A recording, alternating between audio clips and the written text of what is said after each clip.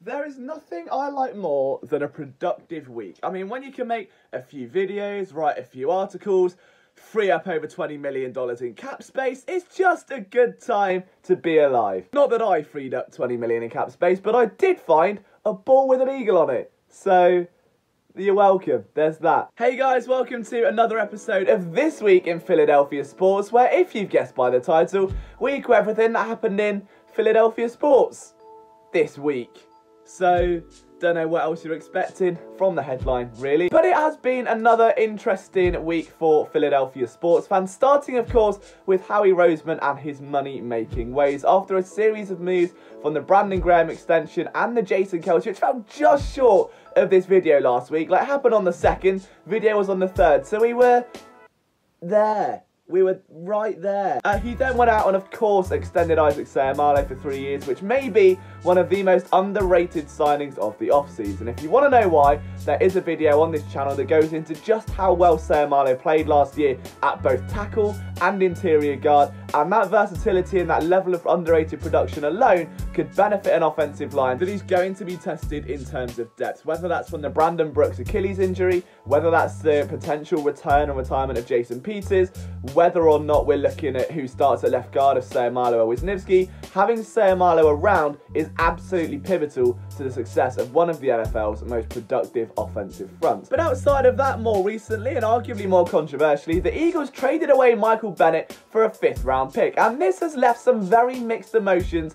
around fans of the NFL. Bennett now goes to the, of course, New England Patriots in exchange for a 2020 5th round pick. Now, before we get into the reasons why and the money and the cap and everything else, let's just take one thing into account. Michael Bennett was acquired for a 5th round pick and Marcus Johnson. Eagles get a 9-sack season, 2 forced fumbles, and then trade him for a 5th round pick. I mean, hang on. Not many scenarios where you can get exactly what you invested in a player 1 year later. Now, if we ignore that for a moment and we take a look at the cap space now, the Eagles freed up $7.2 million in cap room by getting rid of Michael Bennett. But why is this causing such a stir? One, because obviously he was very productive. A 9-sack season is quite hard to come by, and Bennett was very much the glue that kept the Eagles' defensive line together. He was an absolute menace from season start to season end, and at times when the rest of the team was falling apart, he was one of the most productive pieces. So losing him was always going to be a major concern, and not really one that many fans paid attention to.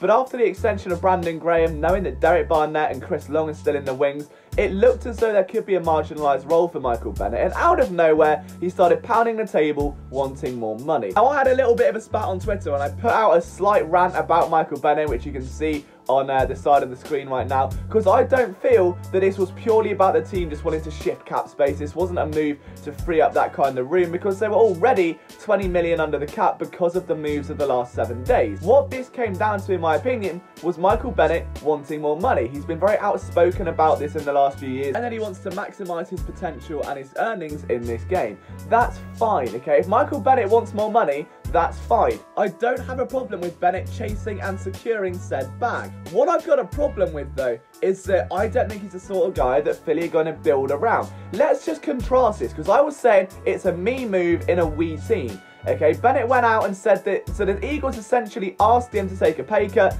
Bennett said, no lol, I want a pay rise, which is deserving. He deserves a pay rise, but in that same sentiment, he acknowledges that the Eagles at the time were strapped for cap space. Then the NFL Network thing happened, where he said he's aware of these trade rumours and that he's kind of embraced them, which to me says, you know what, I just want the money. And if you're a boss and your guy's like no longer committed to you, he's not really pulling his weight around and he just wants a bigger bag somewhere else, get rid of him. Boss comes to him and goes, right, Liam, we need you to take a bit of a pay cut. You know, times are tough. We need to make our company better to give you a better environment to work in, because our greatest asset is you, the people, the soul of our business, and we want to make that environment better for you to thrive, to succeed, to win a ring, you know? So, do you want to take a pay cut so we can reinvest that in other areas? I mean, I see where you're coming from, Dougie. Listen here. Howie, right? But I am a man of exceptional talent. I am 33 years old. I am in my prime. I am a tiger. I need more money from you. Dedicate your sources to me. I will make the team better because I wear my shoulder pads on my collar, on my neck, they come down to, and I look like a Barbie doll. Well, there's no need to take that kind of hostility, Michael. I mean, we're just trying to get... No, you give me more money, aka right now, or I will force... I want out. I want more money. I'm chasing said bag. I will secure the bag. I will nurture the bag like a newborn baby. All right, let me just... I haven't got a phone, so... Hey, Bill. No, not there. Yeah, he would... What's that fitness test? He runs the fitness test. No, don't. I'm sorry, I'll stay. Fifth... What, let's say a 7th round pick? What the 7th round pick will do? You are too kind. A 5th round pick. I would love to. Alright, it'll be on the next flight out to... Yeah. Alright. Okay. Alright, how is Tomsy? Alright. Yeah. Alright. Give us our regards. Brandon Graham says hello. Okay. Alright, Bill. Oh, you joker. Alright. See you later. Bye-bye. Yeah, pack your bags, Michael. You're gone. So Howie Roseman was just like, Lamau, okay, got a 5th round pick back and was done with it. You could even reinvest that money in free agency with a name like Ziggy Ansah. Like 7.2 million could easily get you a 1-year rental of a player of that caliber. But this is the point I wanted to make with Michael Bennett, okay? If we compare this to Brandon Graham, a man who had to switch from a 3-4 linebacker back to a 4-3 defensive end, then saw the Eagles pay Vinnie Curry an extortionately overpriced amount of money, then saw them cut him subsequently because he was overpaid and a little bit awful, okay?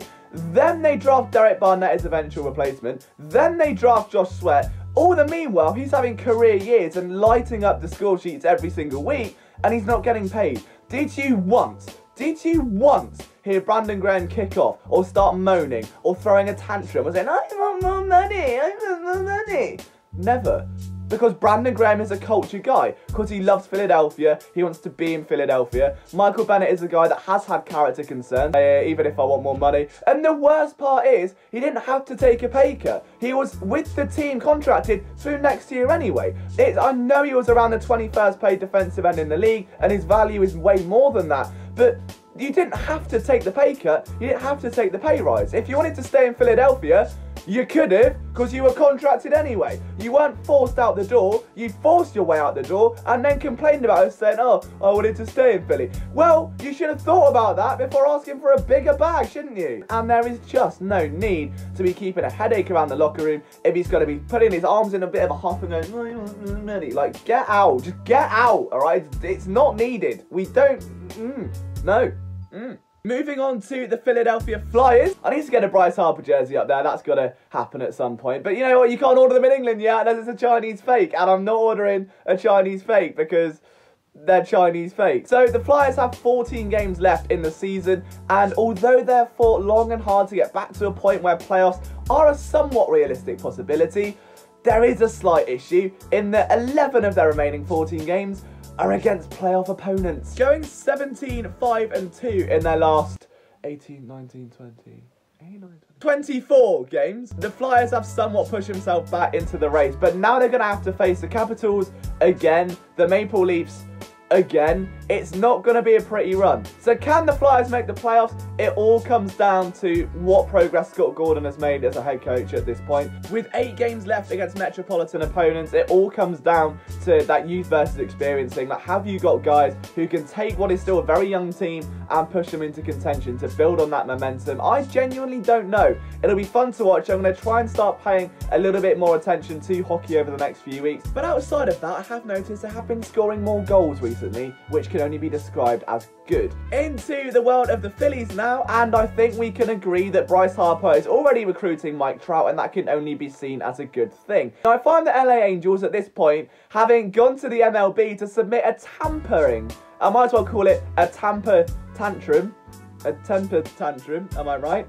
Am I right? Because they feel that Bryce Harper and the Phillies have been making unspeakable moves that is just so mean and horrible.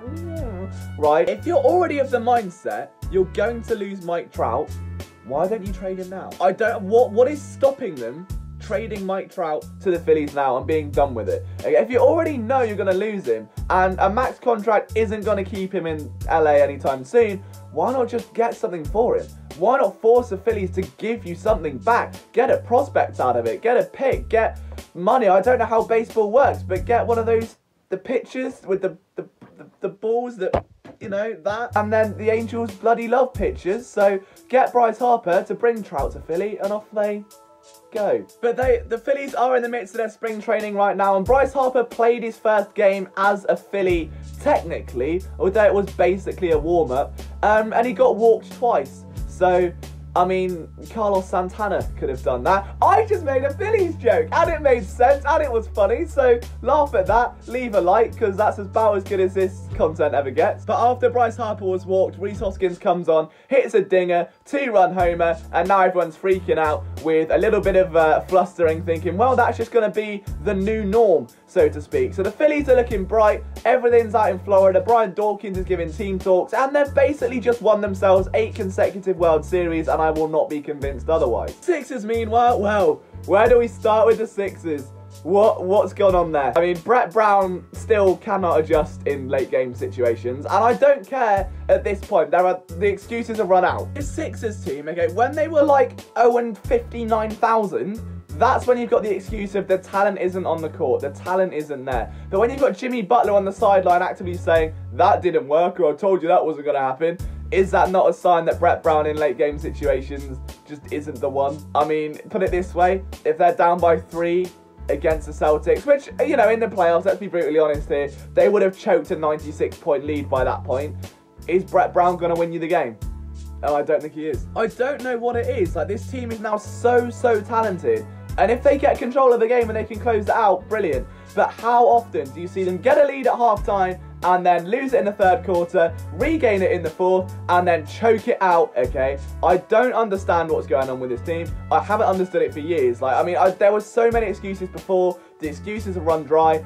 At what point do we have to look at Brett Brown and say, we've got to change something? And I'm not saying change your coach. He's been through that team with thick and thin. I mean, in terms of those late game adjustments, something isn't working. I don't know what it is. I'm not a big basketball mind, but a couple days later, they get absolutely pounded by the Rockets. Like, this was, you know, when like the adult websites on Valentine's Day give you like a free subscription, that would be on there as advertising content. That was horrific. The Rockets just ripped apart that poor Sixers team against the Indiana Pacers, who are just 1 game ahead in the Eastern Conference. Embiid is back. This is a must-win scenario. If they lose this game, serious questions are going to be asked, because the form over the last 7 days literally defines erectile dysfunction. And now the stress is starting to come out, the players are starting to feel it a little bit, and even though playoffs should almost be a certainty, I'm not sure what's going to happen with this team over the closing stretch. You guys have had quite a good week, alright? You've had videos every single day, but Saturday, where I had a 9 till 6 at my other job. Like, I couldn't get a video out, and I was so burnt out by that point, I just kind of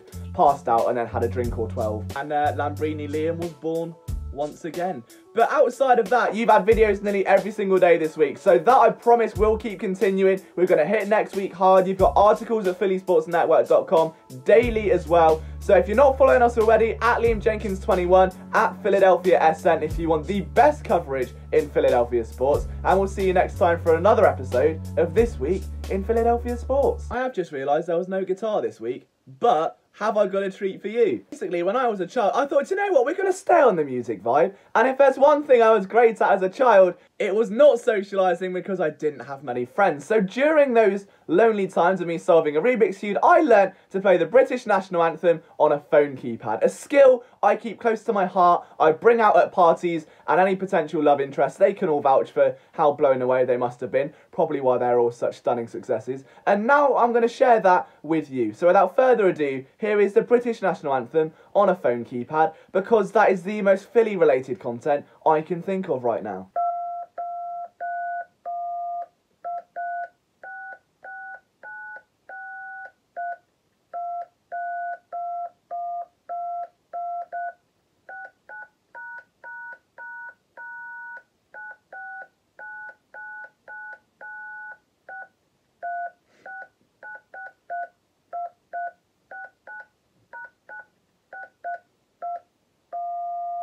See you next week.